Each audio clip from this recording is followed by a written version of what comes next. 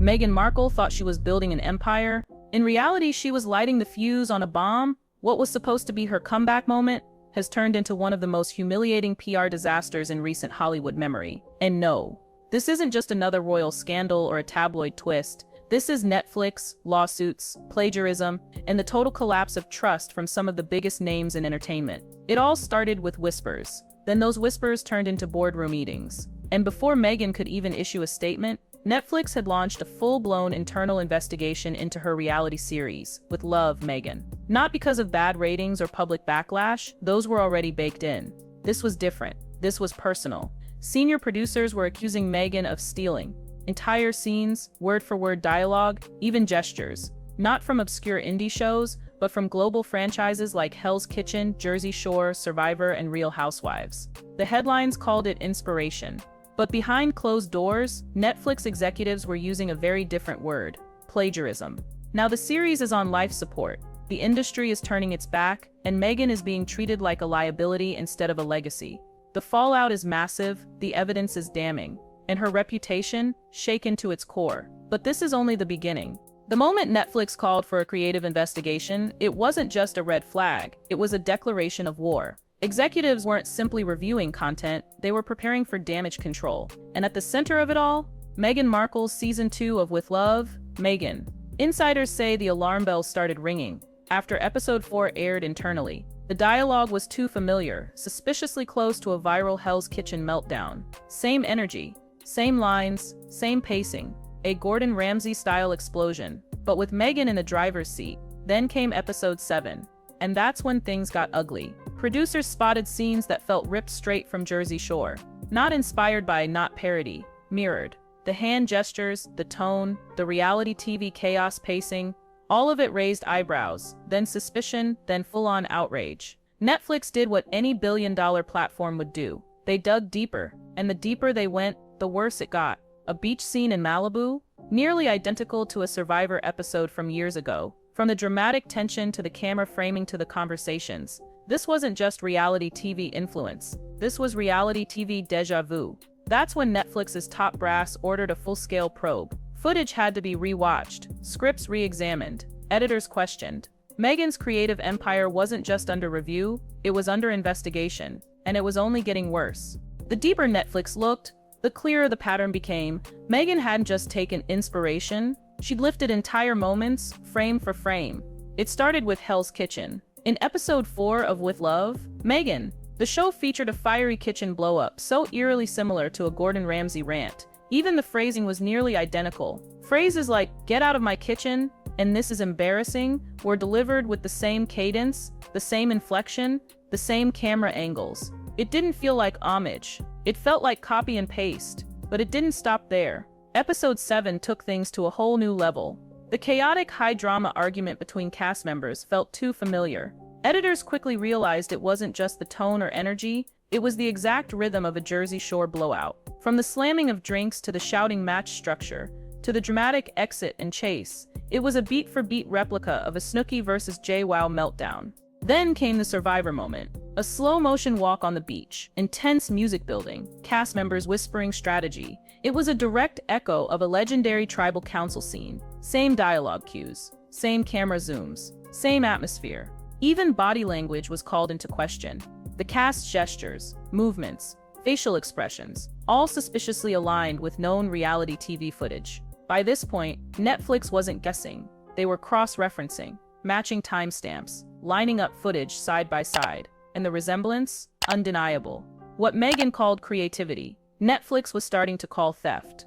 As the evidence piled up, Meghan Markle did what many expected. She denied everything. According to her, the similarities were nothing more than coincidence, a byproduct of consuming and admiring popular culture. She claimed her work was inspired, not stolen, that creative lines sometimes blur, that it was all just misunderstood. But Netflix wasn't buying it. Behind closed doors, executives were growing frustrated. They had side-by-side comparisons showing word-for-word matches, scene structures that were identical to well-known reality TV episodes. They weren't looking at vague similarities, they were staring at carbon copies, and the creative team wasn't having it either.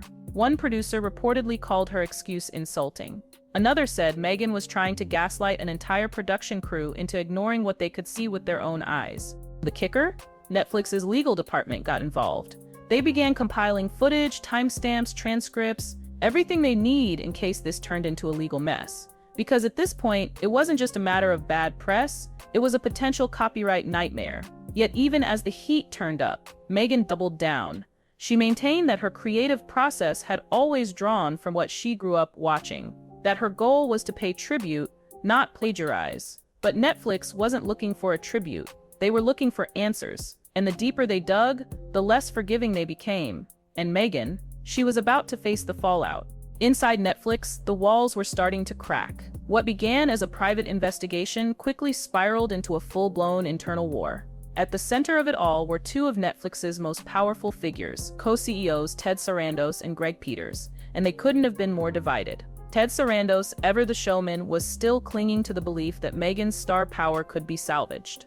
According to insiders, he saw controversy not as a liability but as an opportunity. His angle? Any press is good press. He was still entertaining the idea of spinning the scandal into a redemption arc, one that might drive even more views. But Greg Peters wasn't having it. From the very beginning, Peters had opposed greenlighting season 2. Now he was demanding immediate shutdown. His stance was brutal but simple. No season 3. No discussions. No more drama. Meanwhile, the production team was falling apart. Scenes were getting scrubbed. Writers were being pulled into emergency meetings. Entire episodes were rewritten overnight. The original 2-week reshoot plan, gone. It had ballooned into 7 weeks of chaos and uncertainty. Morale hit rock bottom. Editors were overworked. Directors were leaving. Even some cast members were quietly backing away from the project, unwilling to risk their own reputations. The vibe inside the studio wasn't tense, it was toxic. Meghan's once celebrated project had become a PR grenade, and no one wanted to be standing too close when it went off. But the damage wasn't just internal. The rest of Hollywood was starting to take notice and distance itself. As the scandal exploded, so did the ripple effect, and Meghan Markle found herself completely isolated. The industry that once rolled out red carpets for her was now slamming doors shut. It started subtly. HBO stopped returning her team's calls. Amazon quietly backed away from a previously discussed podcast deal. MGM, once interested in collaborating, pulled out without explanation. And suddenly, the list of potential partners started shrinking fast. Even streaming platforms that had previously shown interest were now saying it outright. She's too much of a liability. It wasn't just about with love Meghan anymore, it was about trust, risk, and brand protection.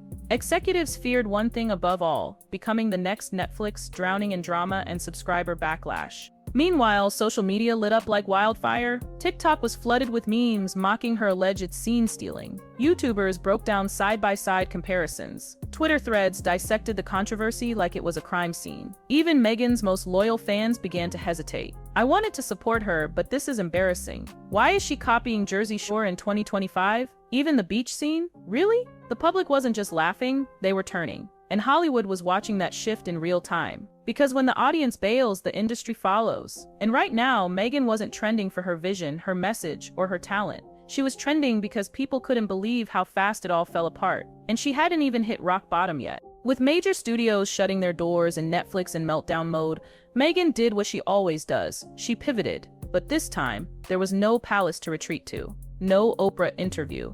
No royal title to soften the fall. Just Meghan, her team, and a pile of burned bridges. That's when she made her next bold move, launching her own content studio. Sources say she began pitching self-funded projects, a podcast reboot, a docuseries on overcoming adversity, even a reality show with herself as the main character.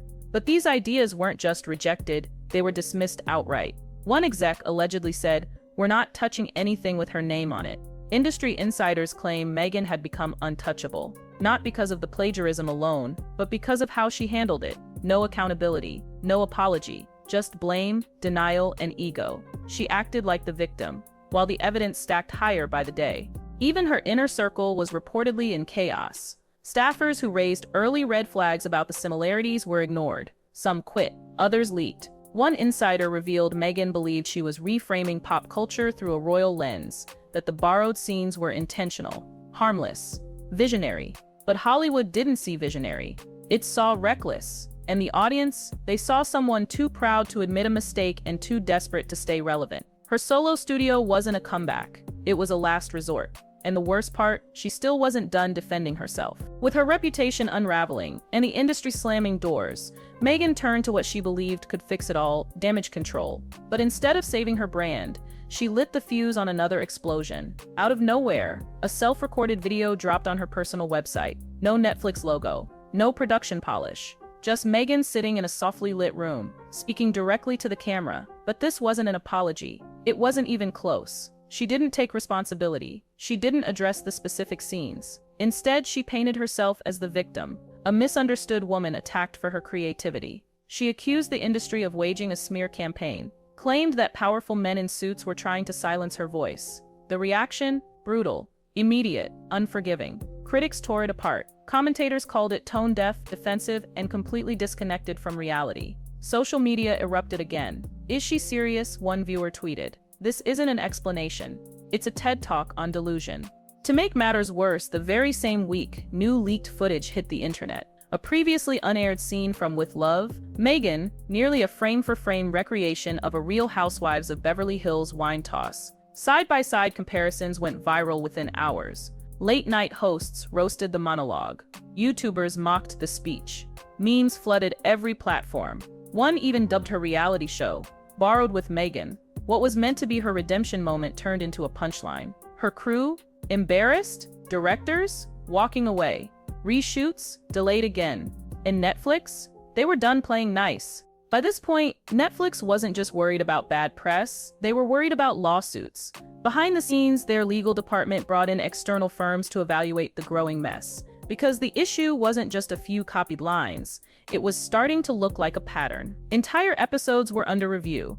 Scenes matched with Hell's Kitchen. Moments copied from Jersey Shore. A wine toss ripped from Real Housewives. Even a cooking segment almost identical to Pamela's Cooking with Love, right down to the dish names and scripted jokes. If any of those original creators decided to sue, it could cost Netflix millions, not just in damages but in licensing settlements and lost investor trust. One source said Netflix execs feared the brand could be seen as endorsing recycled, unoriginal, lawsuit-prone content. And then came the breaking point. Netflix pulled the plug, quietly. No press release, no dramatic cancellation tweet. They simply scrubbed With Love, Meghan Season 2 from the upcoming slate. Promotional material vanished. Internally, reps started saying the company was reevaluating its priorities. The message was clear. The project was dead, and with it, Meghan's last remaining tie to Hollywood's mainstream machine. No more reshoots. No more comeback arc. Just a scandal that refused to fade, and a reputation that wouldn't recover. Meghan wasn't just dropped. She was erased, but even that wasn't enough to stop her. Meghan Markle didn't just fall, she vanished. No courtroom drama, no fiery exit speech. Just silence. A slow, strategic wipeout from Netflix's platform. The once hyped With Love Meghan was scrubbed clean like it had never existed. And Meghan, she kept talking, posting, pitching. She launched her own content platform, continued giving interviews, and teased new projects on social media. But the spotlight that once followed her every move, it had moved on. The audience wasn't listening. The industry wasn't responding, and her critics weren't backing off. This wasn't just the end of a Netflix series, it was the collapse of a public persona. Meghan had once been seen as bold, disruptive, even visionary. But in the wake of plagiarism scandals, industry blacklisting, and a failed attempt at damage control, the narrative had flipped. Now she was a warning, a case study in how not to manage celebrity power in the age of receipts, side-by-side comparisons, and unforgiving audiences. She didn't go down fighting, she went down insisting she was right, that the world was wrong, that the backlash was driven by bias, not facts, but the facts were loud, and the silence from Netflix, even louder. Meghan's empire didn't crash in flames, it didn't get buried in lawsuits, it just disappeared. A streaming deal that was supposed to redefine her image ended up defining her downfall, and the question now isn't whether she'll bounce back, it's whether anyone still cares when she does.